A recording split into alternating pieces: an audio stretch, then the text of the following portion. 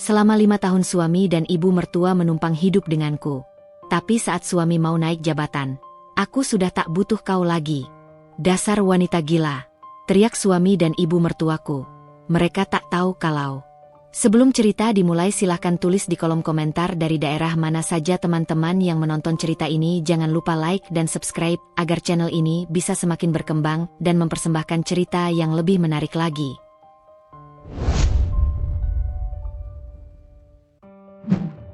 Sejak kecil, Yera tumbuh sebagai anak perempuan yang tidak dibesarkan oleh kemewahan, tetapi oleh kerja keras dan realitas hidup yang tidak selalu ramah. Ayahnya seorang buruh pabrik yang gajinya hanya cukup untuk memenuhi kebutuhan dasar keluarga, sementara ibunya berjualan makanan kecil di depan sekolah dasar untuk menambah penghasilan. Mereka tinggal di rumah kontrakan sederhana di pinggiran kota, dengan dinding yang mulai kusam dan atap yang kadang bocor ketika hujan deras turun. Namun dari rumah kecil itu, tumbuh seorang anak perempuan dengan mata yang tidak pernah padam lilin semangatnya. Sejak SMP, Yera sudah terbiasa bangun lebih pagi dibandingkan anak-anak lain seusianya. Ketika teman-temannya baru memulai hari dengan sarapan buatan orang tua, ia sudah membantu ibunya menyiapkan jajanan untuk dijual. Yera menanak nasi, memotong tempe, menggoreng bakwan, hingga mengangkat termos besar berisi minuman. Ia tidak pernah mengeluh.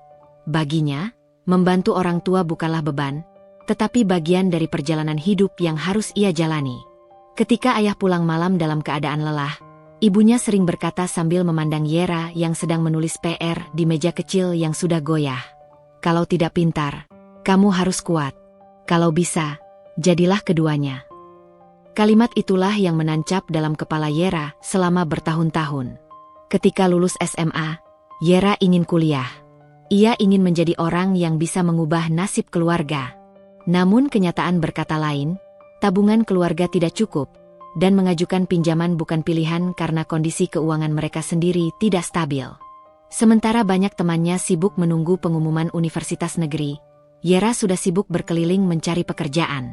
Ia melamar menjadi kasir minimarket, penjaga administrasi, bahkan pernah hampir bekerja sebagai pelayan restoran. Tetapi akhirnya diterima bekerja di kantor kecil yang bergerak di bidang distribusi barang rumah tangga. Gajinya tidak besar. Namun baginya itu adalah awal. Dari situlah, ia mulai membangun dirinya sedikit demi sedikit. Ia belajar mengetik cepat, belajar mengarsip surat, belajar mengoperasikan Excel, bahkan belajar cara berbicara dengan rapi dan profesional kepada pelanggan. Tidak ada yang mengajarinya secara langsung. Yera belajar sendiri melalui kesalahan-kesalahan kecil yang dulu membuatnya sering dimarahi atasan. Namun ia selalu menerima semua itu dengan kepala tegak.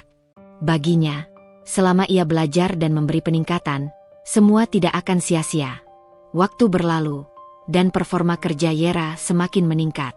Ia menjadi salah satu pegawai yang dikenal cekatan, hampir tidak pernah absen tanpa alasan, dan jarang menolak pekerjaan tambahan. Jika ada lembur, ia tidak menghindar. Jika ada tumpukan dokumen, ia yang pertama menawarkan diri membantu. Ia bukan tipe pegawai yang gemar menonjolkan diri, tetapi hasil kerjanya seringkali berbicara lebih keras daripada kata-kata. Seiring itu, karir Yera pun perlahan naik. Dari staf administrasi biasa, ia menjadi staf keuangan, kemudian dipercaya mengelola bagian yang lebih besar. Semua itu ia gapai bukan dengan kemudahan, tetapi dengan konsistensi. Teman-temannya sering bertanya, "Kamu tidak capek, Ra?" Dan Yera hanya tersenyum kecil sambil menjawab, "Kalau lelah berhenti sebentar, kalau menyerah ya selesai." Di masa itulah ia bertemu Yoga untuk pertama kalinya. Yoga adalah pemuda yang datang ke kantor kecil tempat Yera bekerja untuk memasukkan lamaran kerja. Secara fisik, ia tidak mencolok, tidak berpenampilan kaya atau perlente. Rambutnya rapi, kemejanya sederhana, tetapi wajahnya penuh percaya diri. Sang manajer saat itu sedang sibuk, sehingga Yera yang menerima berkas lamaran Yoga di ruang depan. Dari pertemuan singkat itu, Yera sebenarnya tidak merasakan apapun. Baginya, itu hanya interaksi profesional biasa. Namun hari itu, Yoga menunjukkan sikap sopan yang jarang ia temui pada pelamar kerja lain. "Terima kasih sudah diterima berkasnya," katanya sambil menunduk sedikit. Yera mengangguk ringan. "Baik, nanti akan dipanggil jika ada jadwal interview." Yoga tersenyum sebelum pergi. Senyum yang entah kenapa, sederhana tapi ramah. Selang beberapa hari, Yoga diterima bekerja sebagai bagian logistik. Tidak butuh waktu lama, Yoga menjadi seseorang yang akrab dengan lingkungan kantor. Ia mudah bergaul, banyak berbicara, dan mampu mencairkan suasana dengan humor-humor kecilnya. Untuk orang seperti Yera yang cenderung pendiam, Yoga sebaliknya, ramah, ringan, dan pandai merangkai kata. Awalnya Yera tidak terlalu tertarik. Ia terlalu fokus pada pekerjaannya dan membantu keluarga. Namun entah bagaimana, Yoga perlahan mendekat. Ia sering menanyakan kabar, menawarkan bantuan membawa tumpukan berkas, bahkan kadang membelikan teh manis saat Yera sedang lembur. "Kalau kamu sakit karena terlalu banyak kerja, kantor ini bisa ambruk," candanya suatu hari sambil meletakkan teh botol di atas meja Yera. Yera hanya menggeleng sambil tersenyum tipis. Bagi yang tidak mengenalnya, senyum itu terkesan kecil. Tapi bagi orang yang mengetahui sifat Yera, itu sudah tanda bahwa ia merasa dihargai. Yoga juga beberapa kali memuji cara Yera bekerja, bukan dengan rayuan murahan, tetapi dengan pengakuan konkret seperti, "Kamu tipe orang yang fokus, ya? Nyaris tidak pernah salah input data. Kalau semua orang seperti kamu, perusahaan ini sudah besar dari dulu." Sentuhan-sentuhan kecil seperti itu sedikit demi sedikit melemahkan pertahanan Yera. Ia bukan perempuan manja yang mudah luluh, tetapi semua orang tahu bagaimana rasanya ketika ada seseorang yang melihat keberadaan kita, menghargai usaha kita, dan mendukung tanpa banyak syarat. Dari rekan kerja biasa, mereka mulai lebih sering berbicara sepulang kerja. Yera tidak ingat kapan tepatnya ia mulai menunggu pesan singkat dari Yoga setiap malam, tetapi ia sadar hatinya pelan-pelan berubah. Namun tidak ada yang terjadi begitu saja. Keseriusan Yoga terlihat saat ia memperkenalkan Yera kepada ibunya, Bu Ranti, yang saat itu tinggal sendirian setelah suaminya meninggal. Bu Ranti menyambut Yera dengan senyum yang ramah. "Kamu perempuan yang rajin ya, seperti kata Yoga," katanya. Saat itu, Yera tidak melihat apapun yang salah. Bu Ranti tampak seperti ibu yang hangat, sederhana, dan penuh perhatian kepada anaknya. Tidak pernah terpikir bahwa suatu hari kelak, perempuan itulah yang akan menjadi poros badai dalam rumah tangganya. Setelah beberapa tahun pandemi kerja keras bersama, Yoga akhirnya mengungkapkan niat seriusnya. Ia ingin menikah. Tidak dengan pesta mewah, tidak dengan dekorasi mahal, hanya akad dan syukuran sederhana. Yera tidak menuntut lebih. Baginya, pernikahan bukan tentang pesta, tetapi tentang niat membangun rumah. Mereka menikah di rumah kecil Yera, disaksikan keluarga dan beberapa tetangga. Ayah Yera tampak bangga meski menahan haru. Ibunya berkali-kali menyeka sudut mata sambil tersenyum lega. Yoga berdiri di samping Yera, memegang tangannya erat sambil berkata dengan suara penuh keyakinan, "Mulai hari ini, aku akan jadi suami yang bisa kamu banggakan." Yera percaya. Seluruh hatinya meyakini bahwa ia telah memilih orang yang tepat. Apalagi setelah pernikahan, Yoga mulai tinggal bersama Yera di rumah kontrakan itu. Mereka memulai kehidupan sederhana tanpa banyak drama. Karena Yoga saat itu masih berpenghasilan kecil, sementara Yera sudah memiliki posisi yang lebih stabil di tempat kerja, maka sebagian besar kebutuhan hidup ditanggung oleh Yera. Namun ia tidak merasa itu beban. Baginya, pernikahan adalah kerjasama. Selama mereka saling menopang, semuanya bisa berjalan baik. Tidak lama kemudian, karena alasan ekonomi, Bu Ranti ikut tinggal bersama mereka. Rumah yang awalnya sempit menjadi lebih ramai. Yera harus bangun lebih pagi untuk menyiapkan sarapan, mencuci pakaian 3 orang sekaligus, sambil tetap pergi bekerja tepat waktu. Namun ia tetap menjalani semua itu tanpa mengeluh. Baginya, melayani mertua adalah bagian dari bakti. Setiap malam, ketika Yoga dan ibunya makan di meja kecil ruang tengah, Yera yang paling terakhir duduk. Ia selalu memastikan semuanya berjalan baik terlebih dahulu. Seringkali, ketika ia baru mulai makan, ibunya berkata, "Yera, lauknya habis. Ambilkan lagi ya." Tanpa komentar, Yera bangkit, memanaskan makanan lagi, dan kembali ke meja sambil tersenyum tipis. Dari luar, semua tampak harmonis. Bahkan teman-temannya sering berkata, "Kamu hebat, hidupmu sepertinya stabil dan bahagia." Tetapi mereka tidak tahu bahwa sebenarnya, Yera mulai merasa berat memikul semuanya sendirian. Ia bekerja keras di kantor hingga larut, pulang disambut pekerjaan rumah yang menumpuk, dan ia tidak ingin menuntut apapun. Cinta, baginya, adalah tenaga untuk berjuang. Pada tahun pertama pernikahan, Yera masih teguh. Pada tahun kedua, ia masih kuat. Tahun ketiga, ia tetap bertahan. Hingga akhirnya mereka memasuki tahun kelima, dan barulah Yera mulai melihat kenyataan yang selama ini tidak ingin ia akui. Ia yang menopang segalanya. Ia yang bekerja untuk membayar kontrakan, listrik, gas, dan kebutuhan rumah lainnya. Bahkan uang untuk obat, pulsa, dan belanja rumah setiap bulan juga berasal dari gajinya. Yoga tetap bekerja, tetapi selalu mengatakan, "Gaji aku belum seberapa. Pakai gaji kamu dulu ya. Nanti kalau aku sudah naik jabatan, aku ganti semuanya." Yera percaya, karena ia yakin, pada akhirnya semua pengorbanan akan membuahkan ketenangan. Namun ia tidak tahu bahwa dunia tidak selalu berpihak kepada orang yang tulus.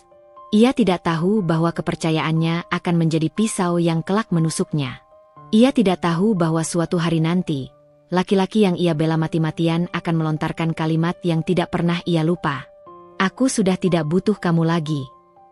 Namun saat itu belum tiba. Untuk sementara, Yera masih hidup dalam harapan, menggenggam cinta yang ia rawat sendirian. Di balik semua kepahitan yang sudah mulai terasa samar, ia masih percaya bahwa rumah tangga ini layak diperjuangkan. Ia belum curiga. Ia belum sadar bahwa kesabarannya sedang diuji tanpa ia ketahui. Hari-hari berjalan seperti biasa. Yera bekerja, Yoga bekerja, dan Bu Ranti tinggal di rumah. Tidak ada ledakan besar, tidak ada pertengkaran berarti. Suasana terlihat normal seperti keluarga kebanyakan. Tidak ada yang bisa menebak bahwa batu pertama dari retaknya rumah tangga ini sudah tertanam sejak lama. Dan di antara semua tokoh di rumah itu, hanya Yera yang tidak menyadarinya. Ia hanya tahu satu hal. Selama hidup masih berjalan, ia tidak akan menyerah. Tidak untuk diri sendiri, tidak untuk pernikahannya.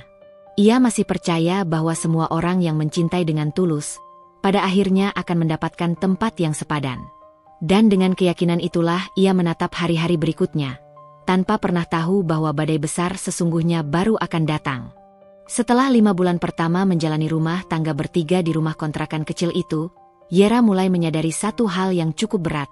Pengeluaran rumah semakin besar, sementara pemasukan tidak bertambah. Yoga masih bekerja di perusahaan yang sama. Namun sebagai karyawan baru dengan posisi rendah, ia masih menerima gaji standar yang jauh dari cukup. Sementara kebutuhan rumah, mulai dari kontrakan, listrik, belanja, hingga obat-obatan Bu Ranti yang semakin sering dibutuhkan, semua masih bertumpu pada gaji Yera. Namun Yera tidak menyesal.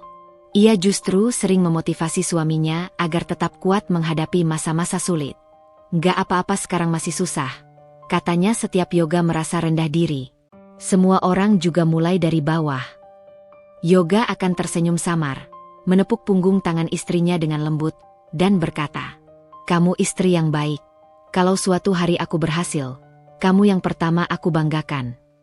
Kata-kata itu cukup membuat Yera bertahan dan percaya bahwa semua perjuangan akan terbayar.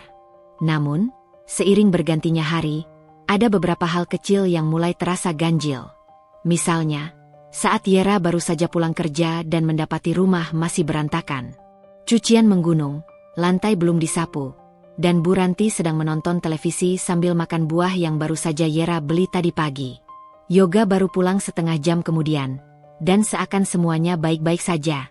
Suatu malam, ketika Yera sedang menyetrika pakaian yang sudah menumpuk selama seminggu, ia mendengar suara pelan dari kamar Bu Ranti. Suara itu terdengar seperti keluhan halus yang dibisikkan, namun cukup jelas terdengar di telinganya. Kalau perempuan itu nggak banyak tuntutan, hidup ini nggak akan terasa sesulit ini. Yera sempat berhenti menyetrika. Ada desakan dalam dirinya untuk mengetuk pintu dan bertanya apa maksud ucapan itu. Namun ia memilih melanjutkan pekerjaannya sambil menarik napas panjang. Ia tahu jika ia menanggapi saat itu juga, ia hanya akan terlihat sebagai menantu yang tidak tahu diri. Jadi ia diam, menelan kalimat itu sendirian. Hari-hari berikutnya, Perlahan hal-hal serupa mulai terulang. Terkadang, ketika Yera baru sampai rumah, Bu Ranti memanggil dari ruang tengah tanpa menoleh. "Yera, tadi aku minta Yoga belikan minyak goreng kok belum juga datang. Kamu nggak bilang supaya cepat." Nada itu terdengar seperti menyalahkan, seolah kekurangan rumah adalah tanggung jawab Yera semata. Sementara Yoga hanya diam, duduk berselonjor sambil memainkan ponselnya, tanpa mencoba membela istrinya. Yera kembali menelan semuanya tanpa komentar. Ia tahu, kalau ia tersinggung, pertengkaran bisa muncul, dan ia ingin rumah ini tetap tenang. Namun air yang tampak tenang bukan berarti tidak menyimpan arus di bawahnya. Di luar rumah, pekerjaan Yera semakin menuntut tenaga dan pikiran. Perusahaan tempatnya bekerja mulai berkembang, sehingga tugas administrasi finansial yang ia tangani menjadi semakin banyak. Terkadang ia lembur sampai malam, pulang dalam keadaan mata hampir tertutup karena mengantuk. Namun sampai di rumah, pekerjaan rumah menunggu dengan tumpukan kain kotor, cucian piring, dan makanan yang harus dimasak untuk besok. Kadangkala ia berpikir, seandainya Yoga paling tidak membantu sedikit, pasti semuanya terasa lebih ringan. Namun ia menepis pikiran itu. Ia tidak ingin menuntut suaminya. Ia ingin membangun rumah tangga yang damai, bukan penuh perhitungan. Sampai suatu hari, kejadian yang cukup mengusik itu datang. Yera baru saja menerima gaji bulanannya. Ia berjalan ke ATM, menarik sebagian uang untuk kebutuhan sebulan, lalu menaruh sisanya di dompet kecil yang ia simpan dalam lemari. Ia tidak menyangka bahwa 1 jam kemudian, ketika hendak keluar rumah untuk membeli kebutuhan dapur, Bu Ranti memanggilnya dari ruang tengah. "Yera, beli sekalian obat ibu, ya. Kandungan besi punya ibu habis." "Baik Bu, nanti sekalian saya belikan." Namun tepat setelah Yera mengambil dompet dari lemari, ia terperanjat. Uang yang ia simpan siang tadi berkurang. Tidak hanya 10 atau 20 ribu, tetapi hampir separuhnya. Ia diam sejenak, terpaku di depan lemari terbuka. Ia tidak ingin berpikir buruk. Namun selain dirinya, hanya 2 orang yang ada di rumah itu. Yera menarik napas panjang, memejamkan mata sebentar, menenangkan diri, lalu kembali ke depan tanpa mengatakan apapun. Sampai malam, ia diam, tidak mengungkapkan sedikit pun. Namun pintu hatinya mulai tergores pelan. Beberapa hari setelah itu, hal yang sama terulang. Kali ini uang belanja yang disiapkan untuk seminggu habis dalam 3 hari. Yera menahan diri untuk tidak menuduh siapapun. Namun hatinya tahu sesuatu sudah tidak benar. Ia mulai memperhatikan pola. Setiap kali ia baru terima gaji atau menyimpan uang di lemari, 2 atau 3 hari kemudian, dompetnya terasa lebih ringan. Yoga selalu terlihat santai, seolah tidak ada yang ganjil. Sementara Bu Ranti tetap hidup dengan cara yang sama, tidak tampak merasa bersalah sedikit pun. Namun yang lebih menyakitkan adalah ketika suatu malam, saat Yera kembali dari dapur hendak mengambil air minum, ia mendengar suara percakapan lirih di kamar Yoga dan Bu Ranti. Suara Yoga terdengar jelas. "Uang Yera masih ada kok Bu. Besok dia juga gajian lagi. Kalau kurang bilang aja, nanti saya ambil lagi." Yera berdiri membeku di depan pintu kamar. Ia tidak melanjutkan langkahnya. Tidak mengetuk pintu. Tidak menegur. Tidak menangis. Ia hanya berdiam diri beberapa detik, lalu berjalan pelan menuju kamar mandi, pura-pura tidak mendengar apa-apa. Sampai malam itu ia tertidur dengan mata yang tetap terbuka, menatap langit-langit kamar kecilnya. Ada gejolak yang selama ini ia tekan mulai mengalir ke permukaan. Ia mulai menyadari kenyataan yang selama ini tidak ingin ia akui. Ia sedang berjuang sendiri. Pagi harinya, Yera tetap bangun paling awal, menyiapkan sarapan seperti biasa. Ia menggoreng telur, menanak nasi, menyiapkan teh, lalu membangunkan Yoga. Yoga tersenyum seperti tidak pernah salah, mencium kening istrinya sebelum duduk makan. Tidak ada satupun percakapan tentang kejadian semalam. Tidak ada penjelasan. Tidak ada permintaan maaf. Semuanya berjalan seperti biasa. Seakan semalam tidak ada kalimat yang menyayat hati perempuan yang selama ini menopang rumah tangganya. Beberapa bulan setelah itu, tekanan semakin terasa. Yoga semakin jarang memberi uang ke rumah. Bu Ranti semakin sering meminta uang belanja tambahan. tanpa mempertimbangkan kemampuan Yera yang juga harus mengatur agar keuangan tidak jebol. Sementara Yera semakin tenggelam di kantor, mengejar angka, laporan, dan deadline tanpa henti. Sampai suatu sore, kepala bagian Yera memanggilnya. "Yera, kamu performa kerja meningkat pesat. Ada posisi baru yang kami buka untuk supervisor keuangan. Kami ingin kamu yang isi." Perasaan haru menyergap Yera. Semua perjuangan selama ini seperti menemukan sedikit cahaya. Ia pulang dengan senyum kecil yang sejak lama tidak muncul. Ketika sampai di rumah, ia meletakkan tas dan menghampiri Yoga yang sedang menonton televisi. "Mas, aku ada kabar baik," kata Ni pelan namun bersemangat. "Aku ditawari posisi baru. Kalau berjalan lancar, gajiku juga naik." Yoga menoleh sebentar, mengangguk tanpa ekspresi mendalam. "Oh, baguslah. Nanti buat tambah bayar kontrakan juga." Tidak ada ucapan selamat. Tidak ada rasa bangga. Tidak ada tepukan lembut seperti dulu. Hanya kalimat ringan seolah kenaikan jabatan itu adalah hal yang seharusnya terjadi. Yera sempat tercekat, namun ia tersenyum kecil. Ia masih memilih memahami, bukan menuntut. Ia percaya bahwa suatu hari Yoga akan berubah ketika situasi membaik. Namun yang tidak pernah ia tahu adalah bahwa hari itu justru menjadi awal dari perubahan lain yang jauh lebih besar. Sebuah perubahan yang kelak membuka matanya bahwa manusia yang hidup bersamanya tidak benar-benar berada di pihaknya. Sebab setelah itu, Yoga mulai sering pulang lebih malam dari biasanya. Ia bilang ada lembur, ada tugas lapangan, ada pekerjaan tambahan. Bu Ranti pun mulai bersikap lebih aneh. Terkadang ia bicara seolah-olah Yera tidak terdengar. "Kalau kami sudah enak nanti, hidup juga berubah. Perempuan baik harus tahu diri." Dan Yera masih diam, seolah telinganya mengerti untuk membatu. Perubahan itu tidak terjadi dalam sehari. Ia datang pelan, menetes perlahan seperti rembesan air dingin yang tidak terasa di awal. Namun perlahan membuat lantai licin dan membuat seseorang tersungkur ketika sedang lengah. Pada suatu titik, Yera tahu ada sesuatu yang besar sedang mendekat. Ia tidak tahu kapan pecahnya. Namun ia tahu angin sudah berubah. Rumah yang selama ini ia rawat dan perjuangkan mulai goyah dari dalam. Dan ia sendirilah yang merasakan getaran itu pertama kali. Getaran yang menandai bahwa sesuatu sedang bergerak menuju pecahnya sebuah kehidupan rumah tangga yang selama ini ia yakini akan langgeng selamanya. Bab berikutnya akan semakin membuka mata Yera bahwa kebaikan tidak selalu dibalas kebaikan.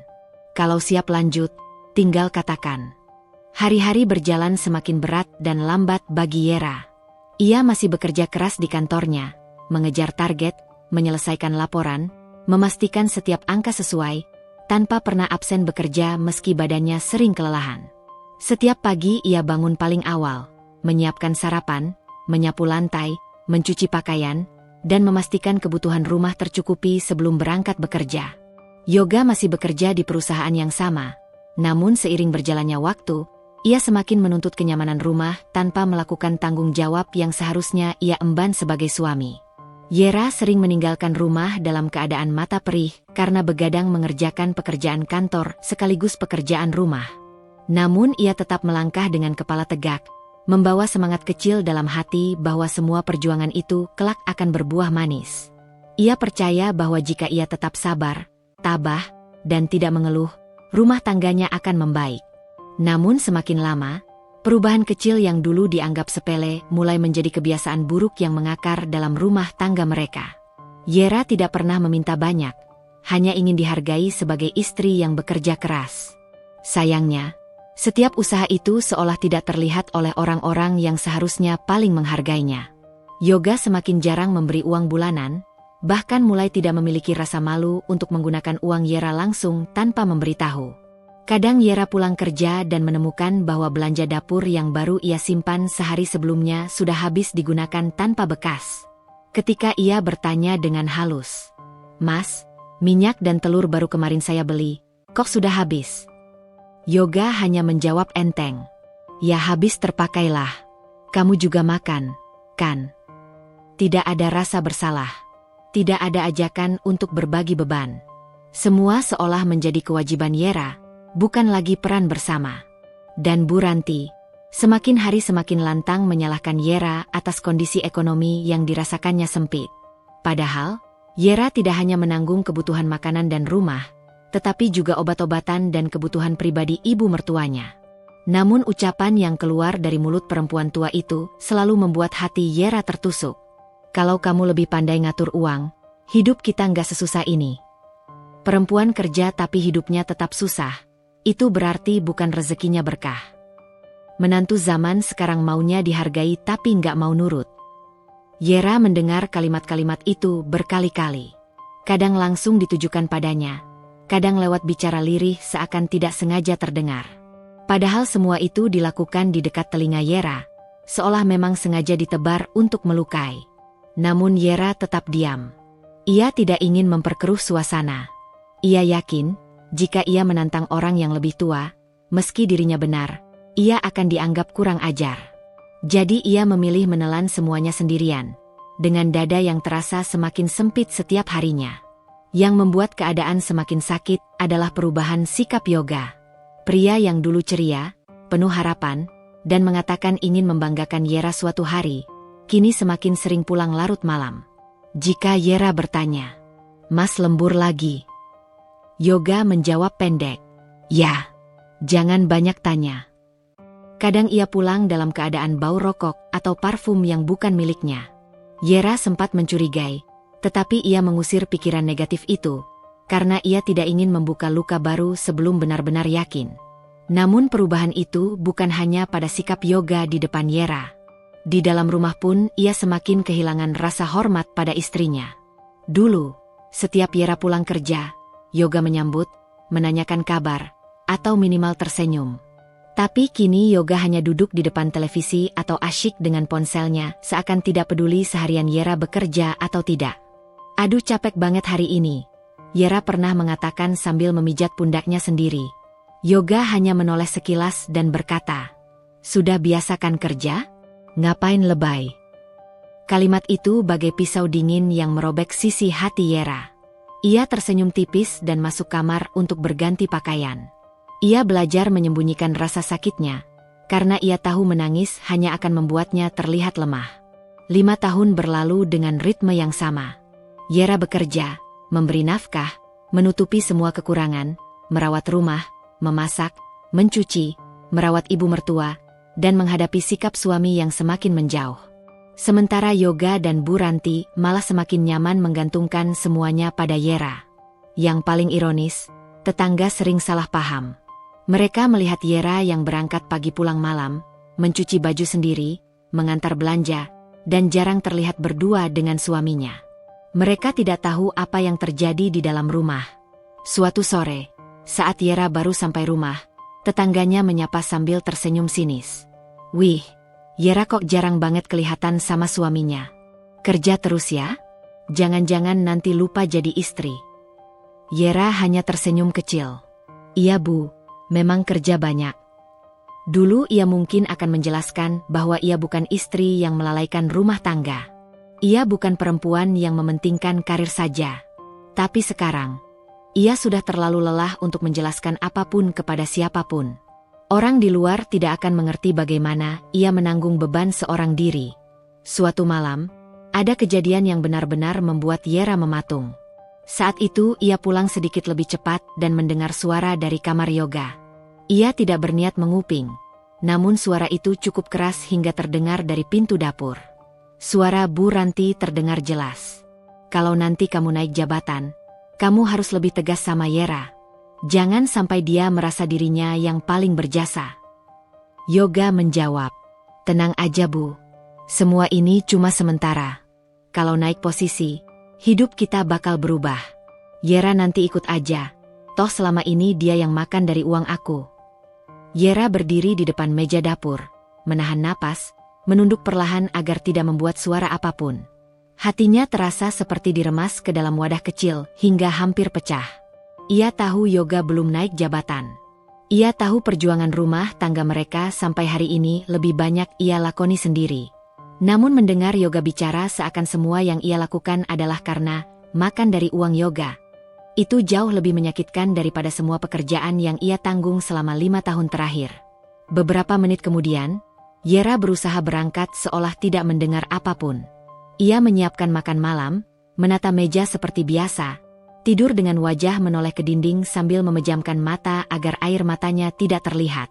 Sampai suatu hari, di kantor, sebuah berita datang. Yoga bertemu seorang pejabat HRD besar dari perusahaan klien dan diterima sebagai kandidat untuk naik jabatan manajerial. Temannya yang bekerja di perusahaan yang sama membocorkan kabar itu kepada Yera dengan bangga. "Yoga keren loh, sebentar lagi naik posisi.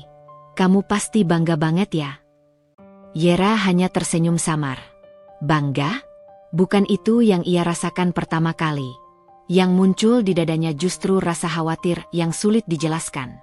Sebab orang yang selama ini menumpang hidup padanya, yang mengambil uangnya diam-diam, dan membiarkan ibu kandungnya menyalahkan Yera, kini akan mendapatkan kekuatan baru dalam bentuk jabatan. Hatinya menegang tanpa alasan. Ia tahu, kadang kekuasaan bukan membuat seseorang menjadi lebih baik, tetapi justru menunjukkan warna asli yang selama ini ia sembunyikan. Kecurigaannya terbukti ketika beberapa minggu kemudian, Yoga pulang dengan senyum besar dan berkata dengan nada kemenangan, "Yera, aku resmi jadi kepala divisi bulan depan. Kita hidup baru, mulai sekarang aku yang kendalikan semuanya." Kata mengendalikan menusuk kepala Yera pelan-pelan. Namun ia tetap tersenyum. "Selamat, Mas. Aku bangga."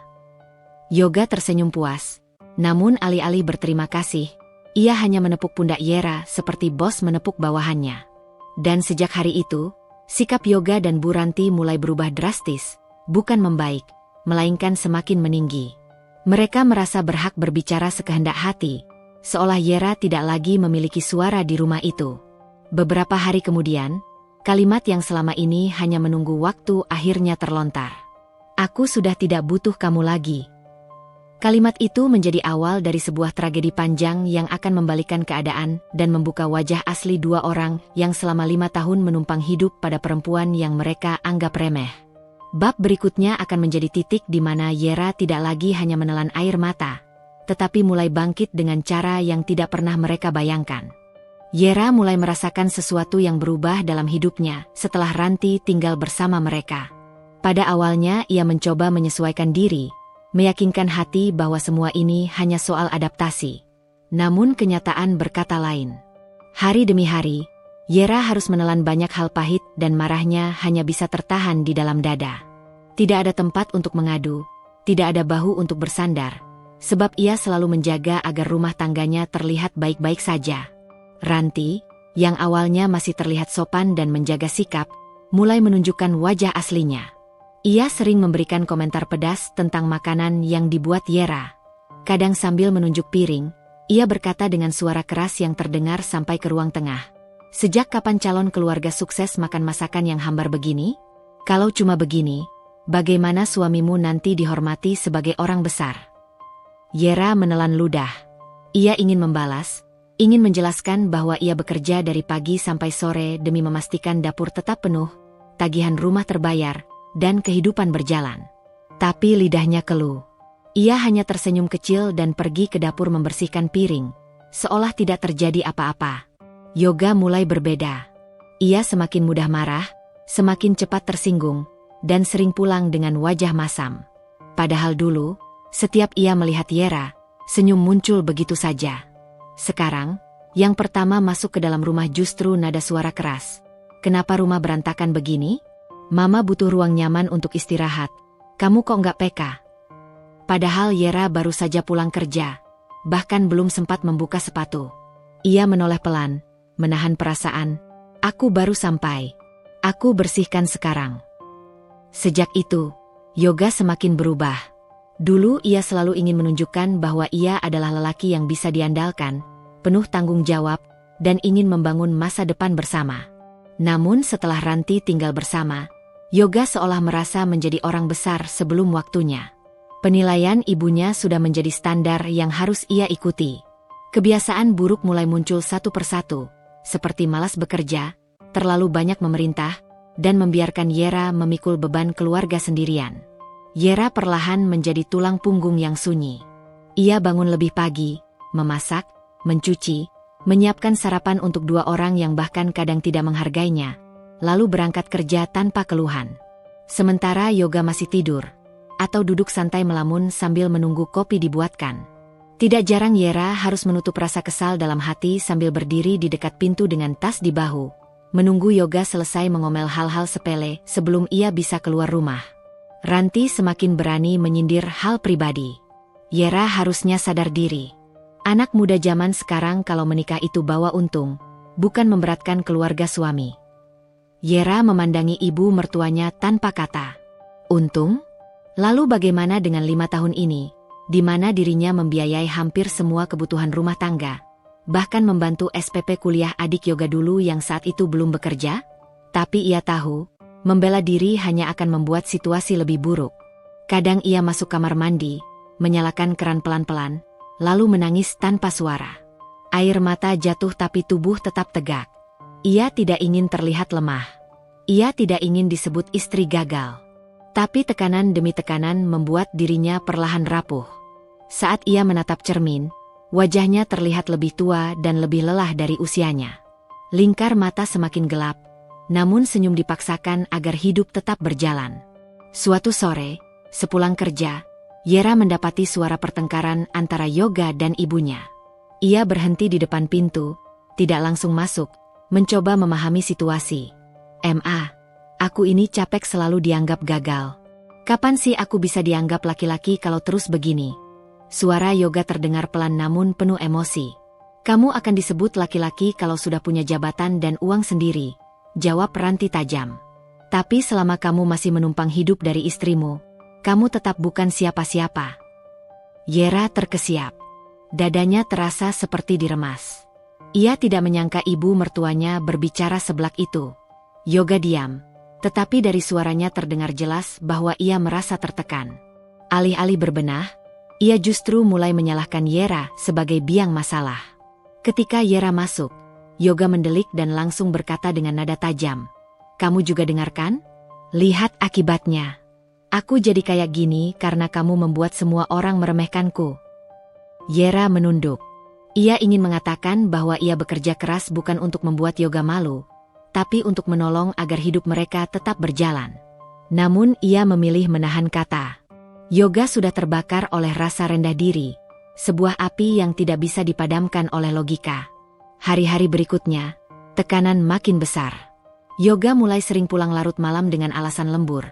Padahal Yera tahu, kantor Yoga kecil dan gajinya pun tidak besar, hampir tidak mungkin lembur setiap hari. Ia mencoba percaya, tapi hatinya terasa berat. Ranti tidak tinggal diam. Ia mulai mengontrol urusan rumah tangga, belanjaan, bahkan keuangan. Ia sering membuka lemari, melihat sembako atau susu yang dibeli Yera, kemudian mengomentari dengan muka masam. Harga segini cuma dapat barang murahan. Yera ini tidak bisa memilih berkualitas. Padahal semua itu dibeli dari hasil keringat sendiri. Ia hanya diam, memindahkan barang-barang itu perlahan sambil menahan luka yang tidak terlihat. Suatu malam, setelah semuanya tidur, Yera duduk lama di ruang tamu. Lampu redup, hanya suara kipas angin yang menderu pelan. Ia menatap ruang tamu yang dulu dibeli sedikit demi sedikit dari gajinya sendiri. Sofa yang ia cicil 3 bulan, karpet yang ia pilih sendiri, bahkan lemari TV yang diangkut dengan ojek karena ia tidak punya mobil waktu itu. Namun sekarang, semua itu seolah tidak berarti. Usaha kerasnya tidak dihargai, sekaligus dianggap beban. Dadanya sesak, namun ia masih mencari alasan untuk tetap bertahan. Ia masih berharap Yoga akan berubah, akan mengingat bagaimana dulu mereka berjalan bersama di tengah hujan, sambil bercanda tentang masa depan. Pagi harinya, Yera bangun lebih awal seperti biasa. Tapi saat ia membuka dompet untuk menyiapkan uang belanja, ia terkejut. Uang yang ia simpan hilang. Ia menghela napas panjang. Ia tahu siapa pelakunya. Yoga. Dalam hati ia ingin marah, ingin mengamuk, namun ia menahan diri. Ia menyiapkan sarapan pelan-pelan, agar tidak menambah api yang sudah membara. Ketika Yoga keluar kamar, wajahnya datar seolah tidak terjadi apa-apa. Ia duduk, makan, lalu berkata, "Nanti Mama butuh uang tambahan. Kamu tolong tambahkan lagi." Yera menatap sendok di tangannya. pahit, lelah. Ia tahu tubuhnya masih mampu bertahan, tapi hatinya mulai goyah. Rumah tangga yang dulu dibangun dengan cinta perlahan berubah menjadi penjara tanpa jeruji. Tidak ada yang memaksa Yera untuk tinggal, tapi semua tanggung jawab yang ia pikul membuatnya tidak bisa pergi begitu saja. Namun dalam diam itulah, Yera mulai menumbuhkan sesuatu yang berbeda. Kekuatan yang tidak lagi bertujuan untuk bertahan, tetapi perlahan membangun jalan keluar. Sebab ia tahu satu hal, jika ia terus berada di tempat yang hanya membuatnya hancur, maka suatu hari ia akan mati bukan oleh pisau atau luka, tetapi oleh rasa tidak dihargai yang terus menumpuk. Dan itu tidak akan ia biarkan terjadi. Tidak lagi. Semua berubah lebih cepat daripada yang pernah Yera bayangkan. Ia tidak lagi merasa seperti istri, partner, atau seseorang yang dihargai. Ia berubah menjadi sosok yang hanya dianggap pemberi nafkah, pelayan rumah, dan seseorang yang harus diam meski disalahkan. Hari-hari terasa panjang, malam terasa singkat, dan tidak ada lagi tempat untuk meletakkan hatinya. Pagi itu, Yera bangun seperti biasa, menyiapkan sarapan untuk 3 orang yang bahkan tidak menghargainya. Namun hari itu ia terlambat bangun beberapa menit karena terlalu lelah. Ketika ia sampai di dapur, Ranti sedang duduk di meja makan sambil mengetuk sendok pada piring. Pagi-pagi sudah bangun telat. Seorang istri itu harusnya mengurus rumah dulu baru urusan kerja, kata Ranti dengan nada sinis. Yera menelan napas. Maaf Bu, tadi ketiduran sebentar. Ranti mendengus. Ah, alasan. Kalau mau jadi istri orang sukses jangan manja begitu. Yera diam. Kadang ia ingin bertanya balik, sukses yang mana? Sukses yang masih hidup dari gajiku. Tapi lidahnya memilih menahan. Karena jika ia menjawab, rumah itu pasti akan bergemuruh dengan suara pertengkaran. Yoga keluar kamar dengan rambut baru dipotong rapi, memakai kemeja bagus seolah hendak ke rapat penting. Yera menatapnya bingung. Ia tidak pernah melihat suaminya berdandan seperti itu, terutama beberapa bulan terakhir di mana ia justru sering seenaknya. Rapi sekali, Mas? Tanya Yera ragu. Yoga tidak menjawab, hanya memasang dasi sambil melihat refleksi dirinya di cermin kecil di ruang tamu. Ranti tersenyum sombong. Anak laki-laki saya memang pantas jadi orang besar, katanya bangga. Sebentar lagi hidup kita akan berubah. Bukan seperti sekarang, bergantung pada gaji istri. Yera terdiam. Sakit, namun ia tidak bereaksi. Bukan karena ia takut, tapi karena ia sadar. Percuma berkata-kata pada orang yang tidak ingin mendengar. Yoga selesai berdandan lalu menatap Yera dan berkata tanpa emosi, nanti kirim uang tambahan ke Mama ya. Butuh buat beberapa keperluan. Yera menatap wajah suaminya. Mas, minggu ini banyak pengeluaran. Aku harus bayar listrik, cicilan, dan... Yoga menoleh dengan alis terangkat. Jangan banyak alasan. Masa membantu Mama sendiri keberatan? Yera menunduk. Baik. Begitulah Yera hidup sekarang. Ia tidak lagi memiliki suara, hanya kewajiban. Setiap waktu bekerja untuk menghidupi rumah, sementara yang lain hidup santai tapi menganggap dirinya layak dihormati.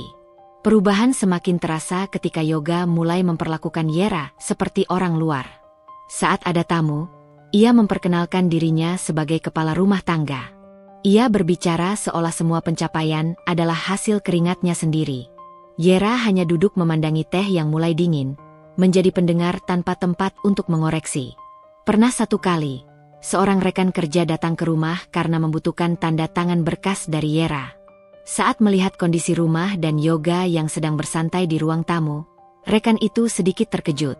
Oh, saya kira tadi Mbak Yera tinggal sendiri, katanya polos. Ranti langsung memotong. Yera ini memang terlalu sibuk kerja sampai lupa tugas rumah. Rekan itu hanya tersenyum kaku. Tapi bagi Yera, itu lebih dari sekadar komentar. Itu seperti pengakuan bahwa semua pengorbanannya dianggap salah. Yoga semakin jarang pulang tepat waktu. Kadang mengirim pesan singkat, ada urusan kantor.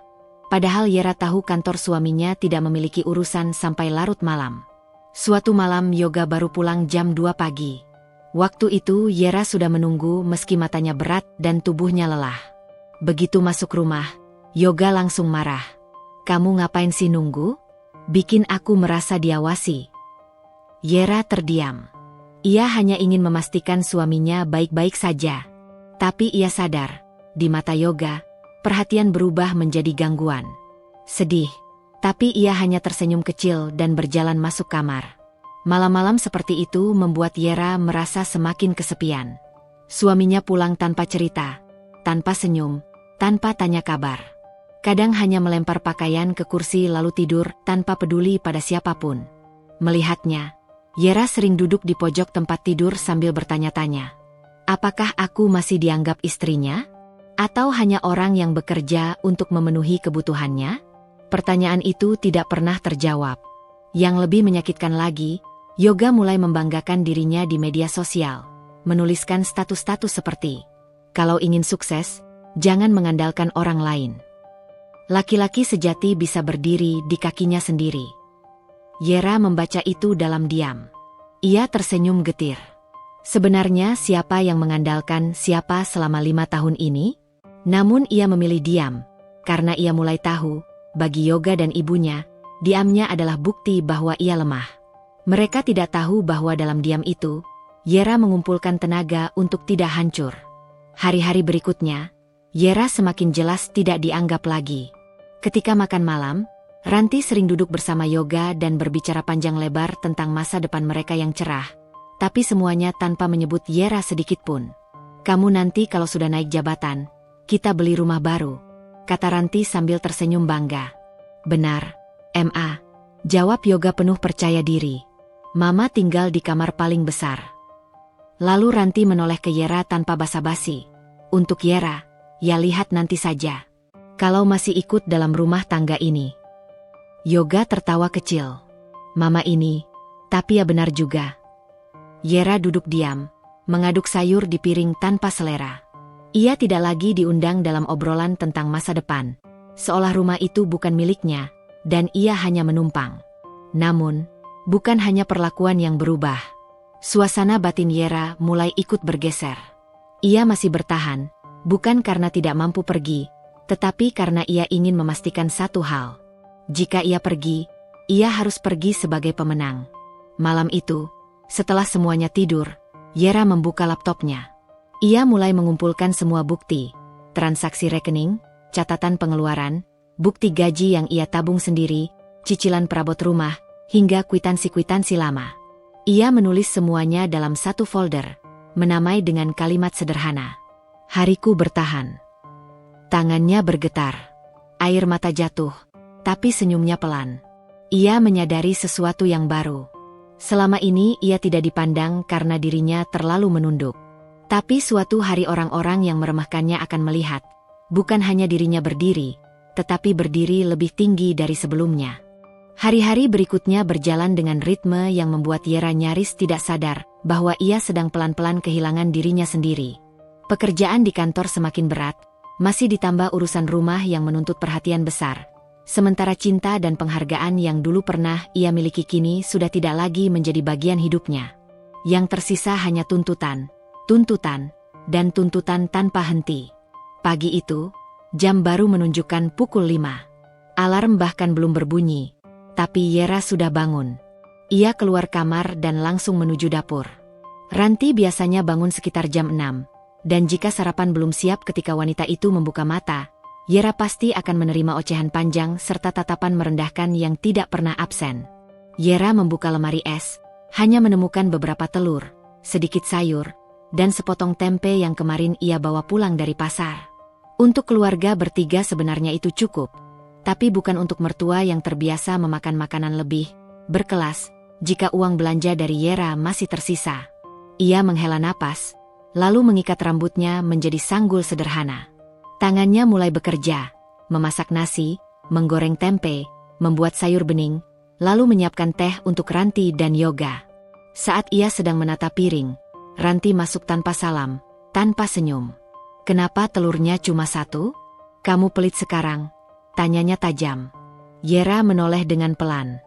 Maaf Bu, uang belanja kemarin kurang. Saya masih harus bayar. Belum selesai, Ranti langsung mengangkat tangan, menghentikan penjelasan. Jangan banyak alasan. Kalau tidak sanggup menanggung keluarga, jangan menikah. Kata-kata itu menampar lebih keras daripada pukulan fisik. Yera menggenggam ujung apron agar tidak gemetar. Ia tidak menjawab. Jika ia membalas, perdebatan akan berakhir dengan ia yang disalahkan lagi. Yoga keluar dari kamar sambil mengenakan kemeja putih baru, entah beli dari mana, karena jelas bukan dari uangnya sendiri. Ia melihat meja makan dan langsung bersungut. Ini sarapannya? Sayur bening lagi. Yera mencoba tersenyum. Maaf mas, uang belanja minggu ini terbatas. Yoga mendecak. Kamu tuh kerja tiap hari. Gaji kemana saja kalau makanan begini? Yera menunduk. Ingin sekali ia berkata, gaji itu habis untuk menutupi biaya hidup kalian bertiga. Tapi ia menahan diri, lagi-lagi memilih diam. Yoga duduk dan makan dengan sikap yang seolah ia sedang dipaksa. Ranti pun ikut duduk, menghela napas keras seakan nasi di piring adalah simbol penderitaannya. Untung anak saya mau naik jabatan. Kalau tidak, entah jadi apa hidup kita kalau hanya mengandalkan kamu, Yera. Yera berhenti mengaduk tehnya. Hatinya terasa seperti dicabik. Jika tidak mengandalkan saya, 5 tahun ini kalian makan pakai apa? Tapi ia tetap menelan semuanya. Seperti biasa, setelah sarapan selesai, Yera mencuci piring, menyapu rumah, mencuci pakaian, lalu baru berangkat ke kantor. Jam sudah hampir menunjukkan pukul 9 ketika ia berangkat, sementara jam masuk kantor adalah pukul 8:30. Ia tahu hari ini ia akan terlambat lagi. Sampai di kantor, Yera langsung bergegas menuju mejanya, berharap tidak ada yang menyadari keterlambatannya. Namun baru beberapa menit, atasannya memanggil ke ruangannya. Yera, ini sudah minggu ketiga kamu sering terlambat, ucap bosnya dengan nada kecewa tapi tidak menghakimi. Ada masalah di rumah. Pertanyaan sederhana itu membuat dada Yera panas. Terlalu banyak hal yang ingin ia ceritakan. Tapi ia hanya bisa tersenyum kecil, menunduk. Maaf pak, saya akan lebih disiplin. Bos menghela napas. Saya tahu kamu pekerja bagus, tapi jangan sampai masalah pribadi menghancurkan kariermu. Yera mengangguk pelan. Baik pak, terima kasih. Ia keluar dengan langkah berat. Karena ia tahu, jika pekerjaan ini hilang, maka semuanya runtuh. Rumah, makanan, kebutuhan mertua, dan bahkan hidup Yoga yang menggantung penuh pada penghasilannya. Tapi tidak ada satupun dari mereka yang mau mengakui hal itu. Sore hari, Yera pulang dengan tubuh letih. Setelah seharian bekerja, ia berharap bisa beristirahat. Namun begitu ia membuka pintu, rumah sudah ramai dengan suara tinggi Ranti. Inilah perempuan yang hanya bisa kerja, rumah berantakan.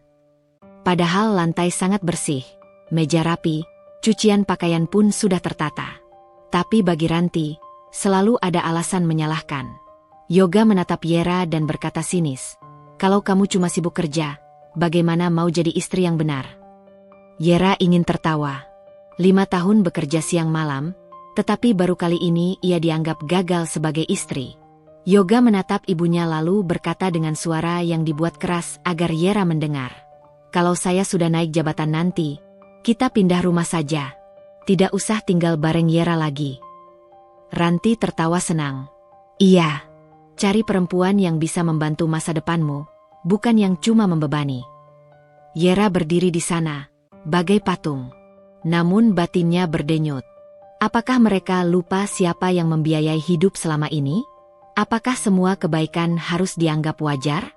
Apakah pengorbanan harus dibayar dengan penghinaan?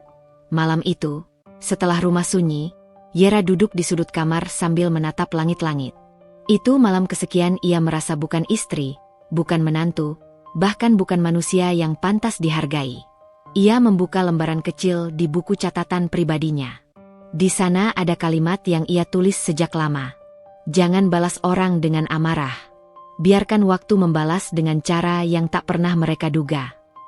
Dan malam ini, Yera menyadari satu hal. Ia mungkin sudah terlalu lama dibungkam, tetapi bukan berarti ia kalah. Yang mereka lihat adalah diam. Yang mereka tidak lihat adalah Yera sedang bersiap melangkah. Dan ketika ia melangkah nanti, orang-orang yang meremehkannya tidak akan pernah bisa kembali ke titik yang sama. Hari itu kantor sedang mengadakan rapat penting. Para pegawai berkumpul di ruangan besar dengan suasana serius. Sementara itu, di luar kantor, hidup Yera sedang perlahan digiring menuju jurang yang tak pernah ia bayangkan.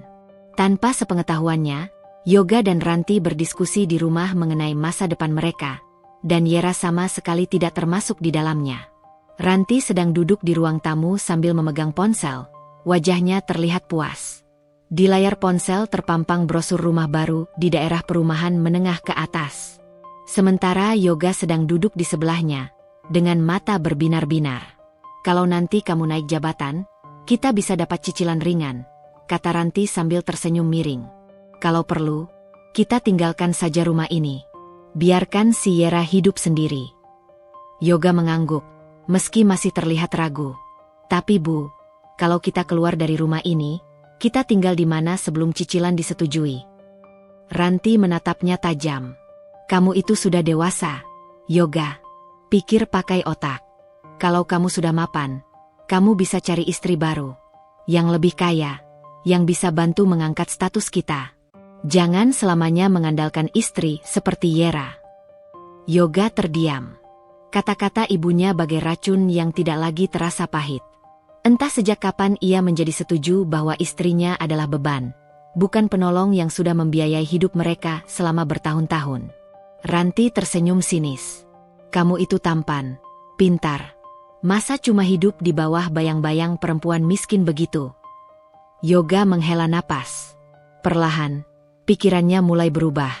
Kepercayaan diri yang dulu kecil kini meletup seiring rumor kenaikan jabatan yang sudah terdengar di perusahaan.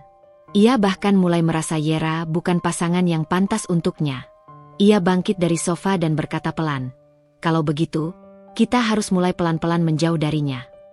Ranti menepuk tangan dengan puas. "Bagus. Itu baru anakku."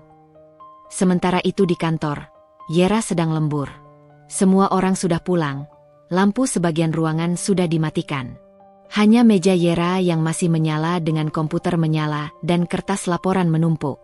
Kepala kantornya sebenarnya memintanya pulang dan istirahat, tetapi Yera menolak.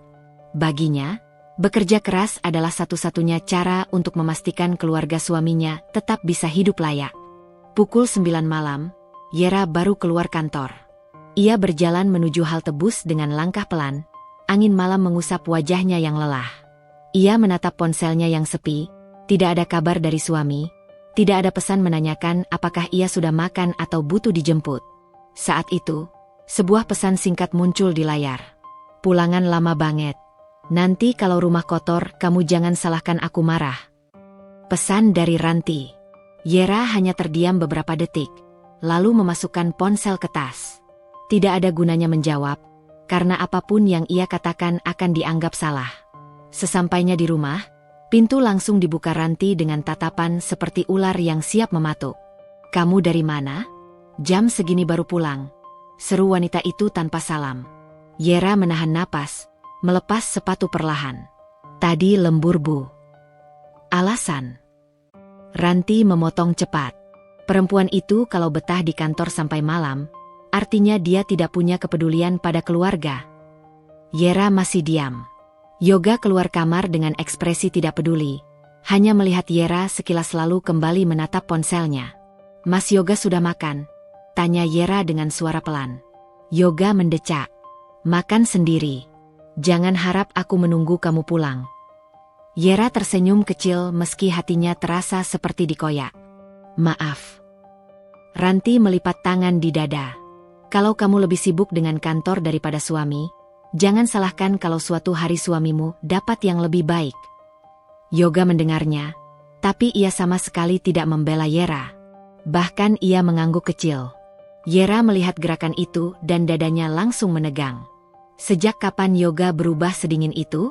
Malam itu, Yera baru tidur sekitar pukul 2 setelah membereskan rumah, mencuci pakaian, dan bersih-bersih dapur yang sebenarnya sudah rapi sejak ia berangkat kerja.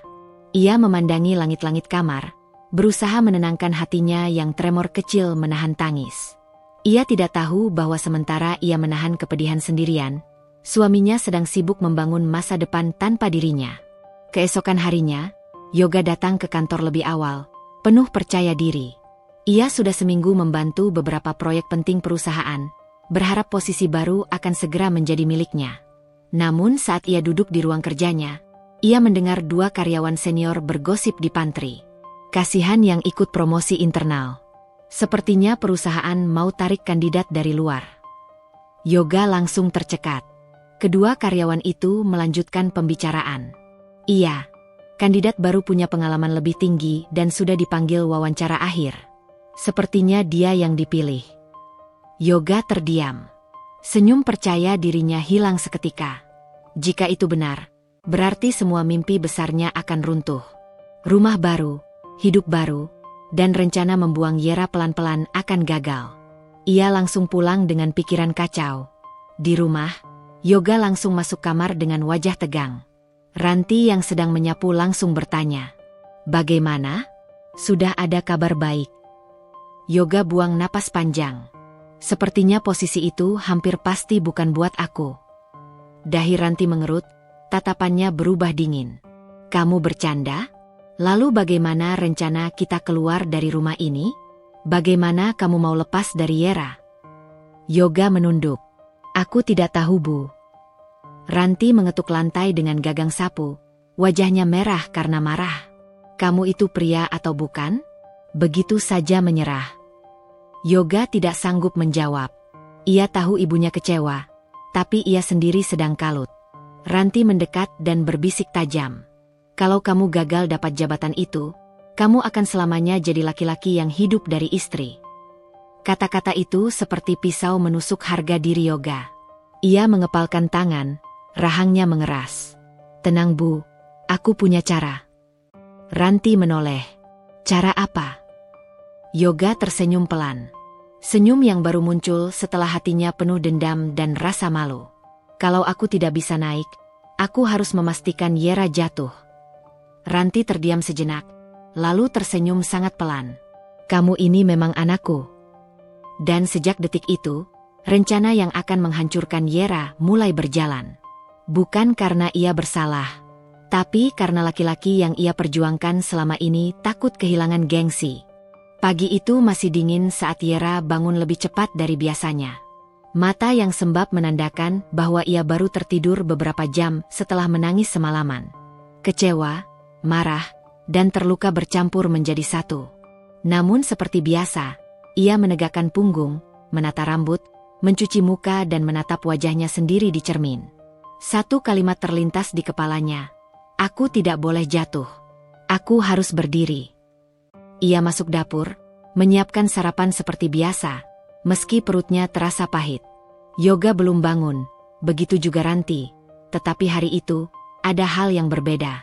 Yera tidak lagi menata sarapan mereka satu persatu dengan penuh perhatian seperti biasanya.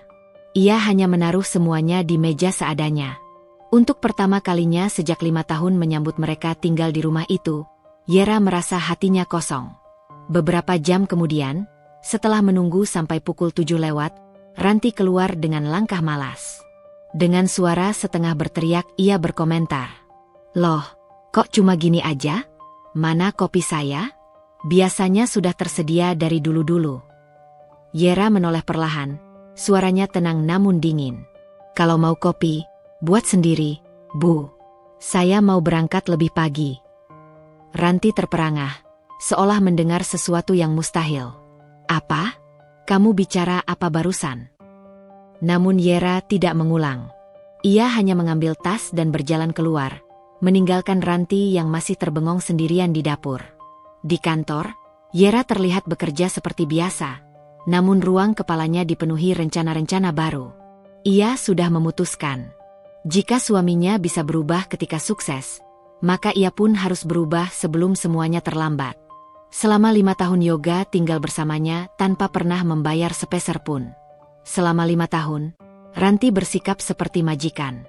Selama 5 tahun, Yera menutup telinga terhadap omongan orang, memilih memegang martabat rumah tangga sendiri. Hari ini, semua itu berubah. Ia mulai membuka kembali tabungan yang selama ini tidak pernah disentuh. Saldo yang kecil-kecil tapi terkumpul dari kerja keras selama bertahun-tahun. Yera menuliskan angka-angka, menghitung ulang, serius dan tanpa terburu-buru. Kalimat Yoga semalam kembali terngiang. Aku tidak butuh kamu lagi. Ironis sekali, karena ia belum sadar bahwa selama ini justru Yera yang menopang seluruh kehidupan mereka. Siang hari menjelang, Yera dipanggil ke ruang kepala kantor. Ia sempat kaget, karena panggilan itu jarang terjadi tanpa pemberitahuan lebih dulu. Sesampainya di dalam, atasannya tersenyum ramah. Yera, ini mungkin mendadak, tapi kita memutuskan untuk mempromosikanmu menjadi kepala divisi keuangan di cabang baru. Kamu akan memimpin tim kecil. Ini keputusan manajemen langsung. Yera terdiam. Beberapa detik ia bahkan tidak tahu harus berkata apa. Kami tahu kamu pekerja paling stabil, tidak pernah menolak tantangan, selalu menyelesaikan pekerjaan dengan rapih. Kami rasa ini saat yang tepat. Tak sadar, matanya sedikit berkaca. Di saat rumah tangganya runtuh, Tuhan seperti sedang menutup pintu satu namun membuka pintu lain lebih lebar. Terima kasih, Pak. Suaranya bergetar. Saya akan bekerja lebih keras lagi. Kami yakin itu.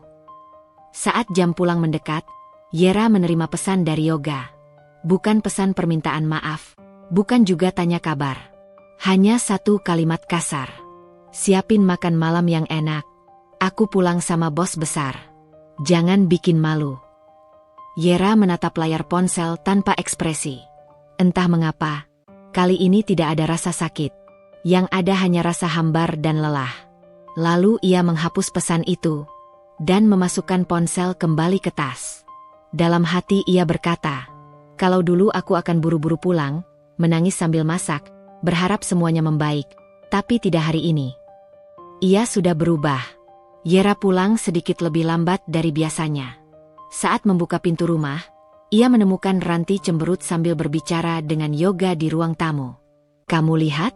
Gara-gara dia, kita makan nanti terlambat. Sudah naik jabatan pun masih aja begini. Dasar perempuan nggak tahu diri. Yoga bangkit dari duduknya. Wajahnya gelap, seperti menahan emosi. Kamu kemana aja? Mau bos besar datang, kamu malah keluyuran. Yera menutup pintu dengan tenang, melepas sepatu, lalu menatap suaminya. Aku baru saja juga naik jabatan, jawabnya ringan. Yoga terdiam sesaat, lalu, bukan bangga, bukan senang, bukan bahagia. Ia malah mendengus sinis. Naik jabatan? Hah, apa gunanya? Jabatan kamu kecil. Yang benar-benar penting itu aku. Setelah ini hidup kita berubah, kamu nggak perlu gaya-gaya begitu. Ranti menyambung. Bagus kalau kamu sadar diri. Tugas kamu kan tetap sama. Urus rumah, jamin hidup anak saya. Jangan lupa itu. Yera tersenyum tipis. Senyum yang bukan lagi senyum mengalah, melainkan senyum seseorang yang sudah siap menutup buku lama. Kalau begitu, katanya pelan, mulai malam ini, uruslah hidup kalian sendiri. Yoga terkejut. Apa maksudmu? Yera menatap suami dan mertuanya satu persatu. Matanya tenang, tidak lagi memelas. Aku sudah menanggung hidup kalian 5 tahun. Mulai besok aku berhenti. Ranti berdiri dan menunjuk Yera agresif. Kamu berani ya melawan ibu mertua? Dasar perempuan durhaka. Kamu bisa tinggal di sini karena kami baik. Kalau nggak suka, tinggalkan rumah ini. Yera tersenyum lebih lebar. Permintaan yang bagus, Bu. Ia melangkah masuk kamar, membuka lemari, mengambil koper. Tangannya gemetar tapi tekadnya tidak goyah. Yoga menyusul di belakang, membanting pintu kamar. Kamu nggak bisa keluar. Ini rumah kita bersama. Yera berhenti sambil memegang gagang koper. Rumah siapa? Lembut, tapi menyentak. Yoga menelan ludah. Yera membuka laci lemari dan meletakkan beberapa berkas di meja. Sertifikat rumah, bukti cicilan, fotokopi pembelian pertama. Semuanya atas nama Yera seorang diri. Rumah ini milikku sejak sebelum menikah, katanya tanpa meninggikan suara. Kalian cuma menumpang. Yoga pucat. Ranti terdiam, matanya membesar. Tanpa marah, tanpa teriak, Yera menutup koper lalu melewati Yoga dan keluar kamar. Yoga berteriak. Kamu nggak akan kemana-mana. Yera tetap berjalan menuju pintu depan. Di ambang pintu, ia berbalik. Justru aku akan pergi. Karena terus tinggal di sini hanya membuatku kehilangan harga diri. Pintu tertutup pelan, tanpa drama, tanpa tangisan. Tapi bagi keluarga itu, itulah awal dari akhir segalanya. Dan mereka belum tahu. Yera masih menyimpan satu rencana terakhir yang akan membalik semuanya. Malam itu Yera keluar rumah tanpa menoleh lagi. Angin terasa lebih dingin dari biasanya. Namun langkahnya justru semakin ringan. Ada rasa sakit, benar. Ada rasa takut, tentu saja. Tapi di balik semua itu, ada sesuatu yang selama 5 tahun tak pernah ia rasakan, kebebasan.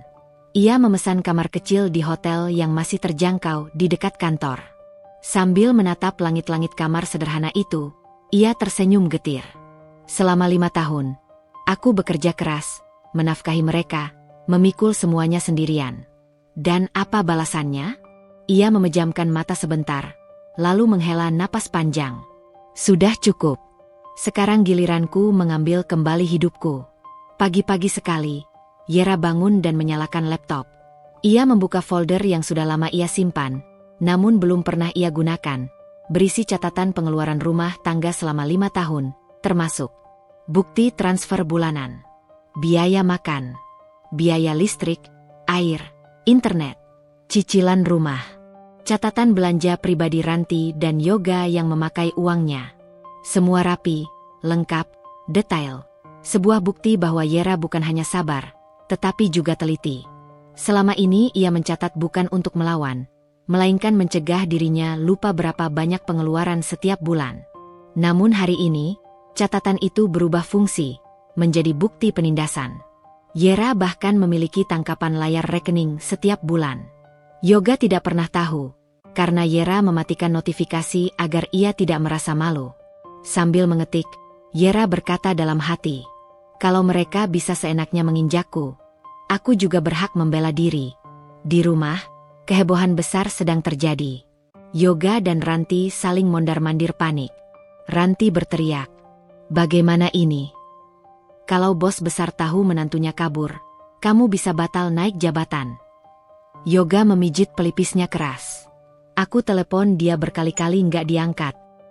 Ranti memukul meja. Itu semua gara-gara kamu. Kalau kamu nggak marah-marah kemarin. Sudah. Yoga menyela kasar. Sekarang mikir bagaimana caranya dia pulang. Namun setiap kali menelepon, Yera tidak menjawab.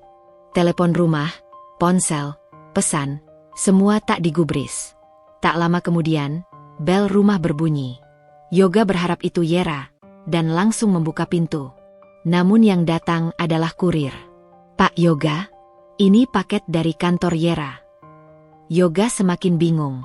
Setelah menandatangani, ia membuka paket tersebut. Isinya, salinan sertifikat rumah asli, dokumen pembayaran selama 5 tahun, fotokopi rekening, dan selembar kertas kecil bertuliskan, mulai hari ini, kalian tidak lagi tinggal di rumahku. Silakan cari tempat baru. Ranti terpekik. Apa? Dia mengusir kami. Yoga pucat hampir seputih kertas. Aku bisa masuk penjara kalau ini sampai dipermasalahkan. Ranti terdiam. Untuk pertama kalinya, ia sadar. Menantu yang selama ini mereka hina, bukan wanita bodoh seperti yang mereka kira. Sementara itu, Yera tiba di kantor lebih pagi. Tidak seperti biasanya, banyak karyawan berdiri menyambutnya ketika ia masuk. Ada tepuk tangan kecil dan ucapan selamat. Yera sedikit terkejut. Ini, buat apa? Salah satu rekan kerja tersenyum. Bu Yera belum tahu? Surat keputusan resmi baru keluar pagi ini. Mulai hari ini ibu menjabat resmi sebagai kepala divisi. Kantor memberikan sambutan sederhana, namun hangat. Dan Yera, untuk pertama kalinya sejak lama, merasa dihargai bukan sebagai istri, bukan sebagai menantu, tetapi sebagai dirinya sendiri. Setelah acara singkat selesai, kepala kantor memanggilnya secara pribadi. Yera. Iya, Pak. Atasan Yoga menghubungi saya pagi ini. Yera sedikit mematung. Ada masalah. Sang kepala kantor menatap Yera dengan bijak. Yoga kabarnya sedang dipertimbangkan untuk jabatan lebih tinggi. Namun, ada laporan bahwa selama ini dia hidup sepenuhnya dibiayai oleh istrinya dan bersikap buruk. Yera terdiam. Laporan? Dari siapa? Bos besar Yoga sendiri. Rupanya ada yang mengetahui situasi keluarga kalian. Yera menunduk, menelan napas. Lalu, keputusan kantor mereka bagaimana? Sementara ditunda sampai situasinya jelas. Hati Yera mencelos sejenak. Ia bukan tipe perempuan yang ingin suaminya jatuh. Tapi ia juga tidak bisa melindungi seseorang yang sudah menghancurkan dirinya. Kepala kantor menepuk bahunya lembut. Kamu tidak perlu merasa bersalah. Hidup akan menempatkan orang di tempatnya masing-masing. Yera menundukkan kepala pelan. Sore harinya, Yoga akhirnya berhasil menghubungi Yera melalui telepon kantor. Nada suaranya bukan marah seperti biasanya, melainkan panik dan putus asa. Yera, tolong balik. Kita bisa bicara baik-baik. Jangan lakukan ini. Yera berdiri menatap jendela.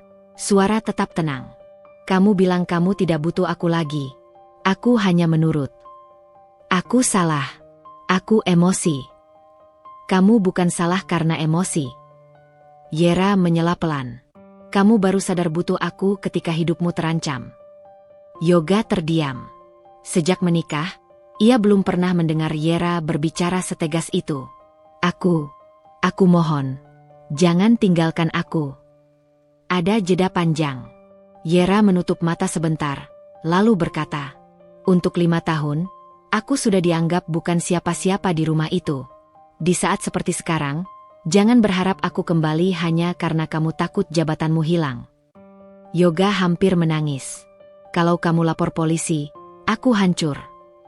Yera menatap layar komputer. Aku belum melapor. Tapi kamu harus mulai belajar berdiri dengan kakimu sendiri. Sebelum Yoga bisa membalas, Yera menutup telepon. Ia duduk kembali dan menatap layar kosong. Bahkan setelah semua ini, ia masih tidak tega. Namun ia tahu, keputusannya sudah bulat. Tidak ada jalan kembali. Malam itu, saat kembali ke kamar hotel kecilnya, Yera menerima telepon dari nomor tak dikenal. Ketika ia angkat, suara di seberang bukan Yoga, bukan Ranti, melainkan seseorang yang sama sekali tidak ia duga akan terlibat dalam hidupnya. Bos besar Yoga sendiri. Bu Yera, katanya pelan. Ada hal penting yang perlu ibu ketahui tentang suami Anda, dan ini belum pernah ia katakan kepada Anda. Yera tertegun. Nafasnya tercekat. Apalagi yang sebenarnya disembunyikan Yoga? Telepon itu terasa lebih berat daripada sekadar panggilan biasa. Yera memegang ponselnya dengan hati yang tiba-tiba berdebar pelan. Mencoba tetap tenang meski pikirannya melayang kemana-mana. Maaf, Pak.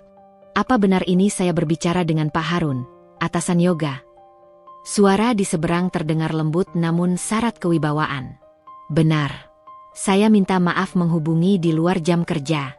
Tapi menurut saya, ibu berhak tahu sesuatu sebelum masalah ini semakin besar. Yera menarik napas panjang. Sesuatu tentang Yoga. Ada hening sejenak di seberang, sebelum suara itu menjawab pelan. Bukan hanya tentang Yoga, tapi tentang bagaimana dia selama ini mendapat akses karirnya, dan mengapa semua ini sekarang menjadi masalah besar. Yera terdiam, mencoba menata hatinya sebelum bertanya. Saya siap mendengar. Pak Harun memulai cerita dengan nada sangat serius. Selama beberapa tahun terakhir, Yoga terlihat sebagai pegawai baik, rajin, ramah, selalu datang tepat waktu. Tapi beberapa catatan menunjukkan bahwa perkembangan karirnya terlalu cepat. Yera memejamkan mata. Ia sudah bisa menebak arah pembicaraan ini. Pak, maksudnya dia naik jabatan bukan karena kinerja. Pak Harun melanjutkan. Setelah divisi keuangan melakukan audit internal, baru terbongkar bahwa ada seseorang yang diam-diam membackup beberapa transaksi yang seharusnya tidak mampu ia penuhi. Yera menahan napas. Transaksi seperti apa? Biaya proyek, biaya representasi, biaya dukungan eksternal. Dan semuanya Besarnya tidak masuk akal jika hanya berasal dari gaji pribadi Yoga. Sekejap, Yera langsung teringat semua transfer bulanan, pembayaran listrik, cicilan rumah, dan bahkan biaya kebutuhan Ranti yang ia bayarkan sendiri. Setiap rupiah yang ia keluarkan, ternyata bukan sekadar untuk bertahan hidup, tapi menjadi topeng agar Yoga terlihat sukses di depan kantor. Pak Harun melanjutkan dengan suara sangat pelan. Kami menemukan bahwa sebagian besar transaksi itu berasal dari rekening ibu. Yera menutup mulutnya dengan tangan. Bagian dirinya yang selama ini mati rasa tiba-tiba terasa tersengat. Tapi Pak, saya tidak pernah diberitahu tentang itu. Tentu saja, jawab Pak Harun. Karena Yoga memalsukan keterangan bahwa itu adalah dana pribadi, investasi keluarga dari pihak suami, bahkan kadang diklaim sebagai warisan. Yera menunduk dalam-dalam. Lututnya seperti kehilangan kekuatan. Dalam hati ia berbisik. Jadi, selama ini aku bukan hanya istri yang ditumpangi. Aku adalah titik pijak seluruh karirnya, tanpa pernah dihargai. Pak Harun kemudian berkata, saya tidak ingin ibu salah paham. Yoga bukan penjahat besar. Ia hanya pria yang takut terlihat gagal. Yera tersenyum pahit. Takut gagal, tapi berani merendahkan saya. Ada diam di seberang telepon. Seakan Pak Harun sendiri meresapi makna kalimat itu. Ibu Yera, saya tahu ini berat. Tapi sebagai perempuan, ibu lebih kuat daripada yang ibu kira. Yera memejamkan mata. Ada sesuatu yang menghangat di dadanya. Bukan air mata, tapi kekuatan kecil yang mulai tumbuh. Pak Harun menambahkan, saya menghubungi bukan untuk membuat ibu marah, tapi agar ibu tahu satu hal. Perusahaan menunda promosi Yoga bukan karena laporan buruk, tapi karena kami ingin kebenaran muncul dari Yera sendiri. Yera mengernyit. Maksudnya? Kami ingin tahu, apakah Yoga selama ini benar-benar mendapat dukungan istrinya, atau memanipulasi ibu demi karir? Yera tersenyum getir. Itu pertanyaan mudah dijawab. Tapi sebelum ia bicara lebih jauh, Pak Harun berkata, tidak sekarang. Ibu berhak menenangkan diri dahulu. Jika suatu hari ibu siap, saya akan beri kesempatan untuk bicara di depan direksi. Yera menarik napas panjang. Saya mengerti, Pak. Lalu telepon ditutup. Setelah telepon berakhir, Yera terduduk lama di pinggir ranjang hotel. Pikirannya dipenuhi suara-suara lama. Wanita gila. Kamu itu cuma numpang hidup dari Yoga. Atur hidup kamu dulu sebelum nyuruh Yoga. Semua hinaan itu kini terdengar seperti ironi. Selama 5 tahun, ia yang membayar rumah. Ia yang menafkahi mertua. Ia yang mendukung suami. Ia yang menopang karirnya. Sementara Yoga memakai cintanya sebagai tameng. Sekarang Yera menangis. Tapi bukan menangis tersakiti. Air mata itu air mata. Melepas luka yang selama ini ia pendam sendirian. Di rumah, situasi semakin genting. Ranti memaksa Yoga mencari Yera ke kantor. Namun sampai petang mereka tidak mendapat jejak. Ranti semakin panik. Kalau sampai dia bicara ke kantor kamu, habislah kita. Yoga menutup wajah dengan kedua tangan. Aku tidak menyangka dia bisa pergi sejauh ini. Ranti mendelik. Kamu pikir bisa seenaknya merendahkan perempuan terus dia diam saja? Yoga terkejut. Sekarang kamu bela dia? Ranti terdiam. Untuk pertama kalinya ia sadar. Semua ini terjadi karena mereka terlalu menganggap Yera tidak punya hati, tidak punya batas, dan tidak punya nyali melawan. Yoga menggeram. Aku harus telepon lagi. Namun kali itu telepon Yera masuk mailbox. Yoga mengacak rambutnya frustrasi.